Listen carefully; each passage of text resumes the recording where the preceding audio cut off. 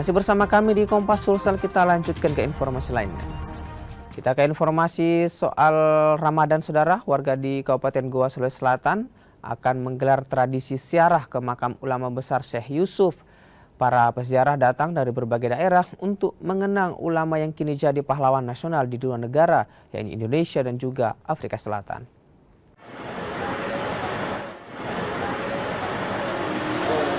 Peziarah dari berbagai daerah di Sulawesi Selatan mendatangi kompleks makam ulama Syekh Yusuf di Kelurahan Katangkah, Kecamatan Somboopu, Kabupaten Goa, Sulawesi Selatan.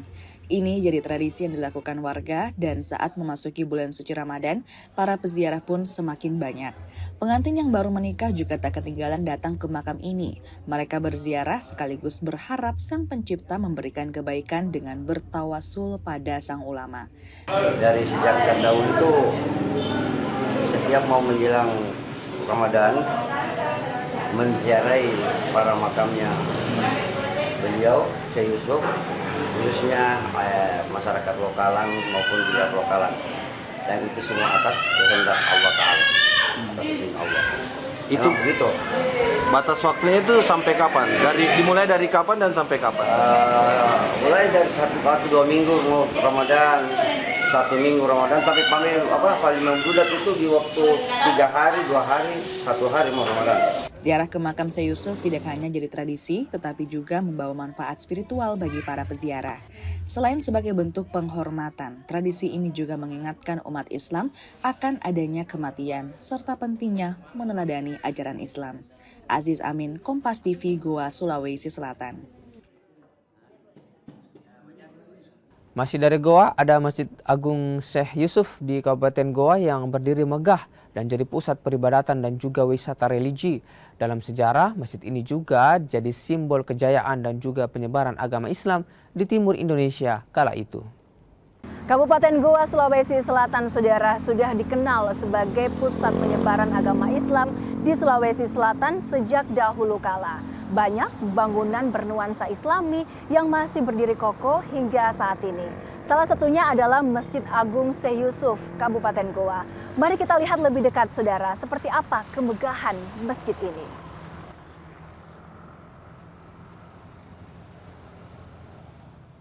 Masjid Agung Syekh Yusuf terletak di Jalan Masjid Raya Sungguh Minasa, Kecamatan Somboopu, Kabupaten Goa, Sulawesi Selatan. Tak hanya jadi pusat peribadatan, masjid ini juga jadi lokasi wisata religi dengan keindahan bangunan dan simbol arsitekturnya. Masjid Agung Syekh Yusuf dibangun ulang pada 2017 lalu. Simbol Al-Quran dan telapak tangan yang menengadah ke atas di bagian luar jadi yang paling mencolok. Ini jadi salah satu daya tarik tersendiri bagi warga yang datang. Ada tanda khusus yang tanda telapak tangan yang ditengadahkan.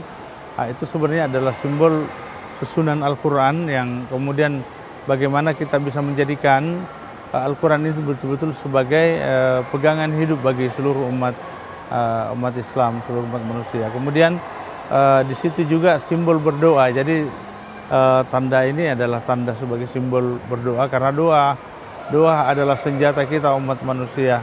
Masjid ini awalnya bernama Masjid Raya Sungguh Minasa dan dibangun di tahun 1679 oleh Raja Goa ke-19 Sultan Daeng Mananjapa Daeng Bonto Karaeng Laki Jawi. Namun setelah 2 kali renovasi, nama masjid diubah dengan mengambil nama ulama besar asal daerah itu, Syekh Yusuf Tuanta Salamaka. Masjid Agung Syekh Yusuf diambil dari nama salah satu tokoh yang merupakan pahlawan nasional di 2 negara, di Indonesia dan di Kepulauan Afrika Selatan, untuk mengenang jasa beliau menyebarkan Islam bukan hanya di Indonesia tetapi sampai ke luar negeri. Pada perjalanannya Masjid Agung Syekh Yusuf ini pada awalnya kita kenal dengan Masjid Raya Sungguh Minasa Goa, yang kemudian oleh pemerintah daerah Kabupaten Goa dijadikan sebagai masjid pemerintah dan kemudian dirubah namanya menjadi Masjid Agung Syekh Yusuf. Masjid Agung Syekh Yusuf juga jadi simbol kejayaan Kesultanan Goa dan pusat penyebaran agama Islam di Indonesia Timur di masa lalu. Saudara, masjid ini mampu menampung hingga 8.500 jemaah. Kemegahan dan juga kesejukan dari masjid ini membuat jemaah nyaman untuk beribadah selama bulan suci Ramadan. Tentu saja dengan berbagai fasilitas yang memadai. Wafiq Asisa, Arif Tirtada, Kompas TV Goa, Sulawesi Selatan. Kita ke mancanegara, saudara. Musim penghargaan film dengan puncaknya The Oscar pada 2 Maret 2025 kembali menguak kesenjangan antara sukses sebuah film di box office dengan pemberian penghargaan. Satu jenis film yang sering kurang diperhitungkan adalah film animasi yang tak banyak dinominasikan sebagai film terbaik meski rajai box office. Inside Out 2 menjadi film berpenghasilan terbesar sepanjang 2024. Film ini meraih 653 juta dolar di box office domestik dan lebih dari 1 miliar dolar dari bioskop di luar Amerika Serikat dan Kanada. Wild Robot juga menjadi salah satu film sukses sepanjang tahun yang sama. Tapi Wild Robot maupun Inside Out kedua tak masuk dalam nominasi Piala Oscar untuk film terbaik. In general, animation is just in its little corner on its own, but we'd love to champion it to be considered for best film, of course. Yeah. In fact, when we made Chicken Run in 2000, there was no animated feature category. We got nominated for a Golden Globe. There was a category in the Golden Globes, but not in the Oscars. Piala Oscar untuk kategori film animasi terbaik sendiri baru mulai diberikan pada 2002. Sepanjang sejarah Oscar selama hampir 1 abad, hanya 3 film animasi pernah dinominasikan untuk film terbaik. Diawali dengan Beauty and the Beast pada 1992, lalu Up, kemudian Toy Story 3. Saat penganugerahan Academy Awards tahun 2023, sutradara Guillermo del Toro mendesak penyelenggara Oscars untuk membuka kesempatan bagi film animasi menjadi film terbaik, karena menurutnya animasi adalah bagian industri film. I think what people often don't understand is that animated films, even ones made with computers, are handmade. And the same decision-making goes into those kind of films, in fact, even more so than like live action. Because you don't get anything by accident or by happenstance. You have to plan everything. So I would love to see it, but, obviously I don't get to call that stuff. Robot recharge time. Tapi sutradara film animasi menyadari tema humor dan juga stereotip animasi sebagai film untuk anak juga menghalangi apresiasi terhadap film seperti ini. In part, animation does it to itself. We keep making movies with fart jokes and whatever, low humor, which I love too. I love low humor. But I think there is a certain caliber that people are looking for in a best picture. And so, we got to step it up. We're very careful when we make these, that they speak to people at different levels all the time. We never specifically make a film for one particular group of people. We make them for everyone. Tapi pembuat film animasi masih optimistis. I think more and more that we're being considered in that area. It's a little bit of a glass ceiling for us. We'd love to break through that a little bit more often. Dari Washington DC, Nova Purwadi dan tim VOA. Sesaat lagi, saudara, Kompas Sulsel masih akan kembali dengan informasi dari dunia olahraga. Ada PSM Makassar yang tak akan didampingi pelatih Bernardo Tavares di 3 laga di bulan Maret 2025. Kompas Sulsel akan segera kembali.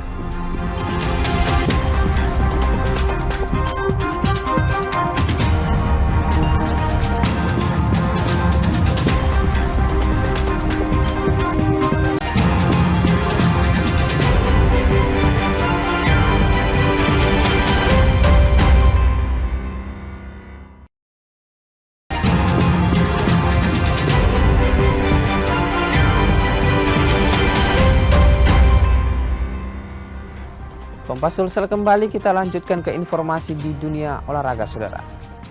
Informasi yang pertama, ada PSM Makassar akan tanpa pelatih kepala dalam 3 laga di bulan Maret. Bernardo Tavares pulang ke Portugal lantaran istrinya melahirkan. 1-1 or 2-2. 1-1 or 2-2. Tim Juga Eja di bulan Maret 2025 akan mendapat pekerjaan rumah baru.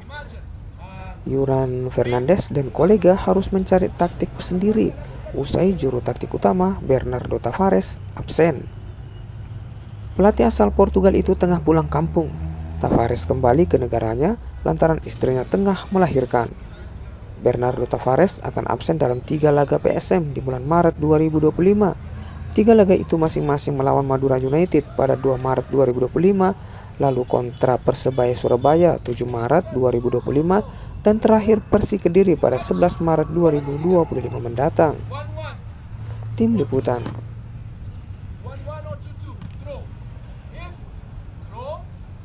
Kami tutup Kompas Sulsel edisi kali ini. Saya Eki Muzakir serta kru yang bertugas mengucapkan terima kasih atas perhatian Anda.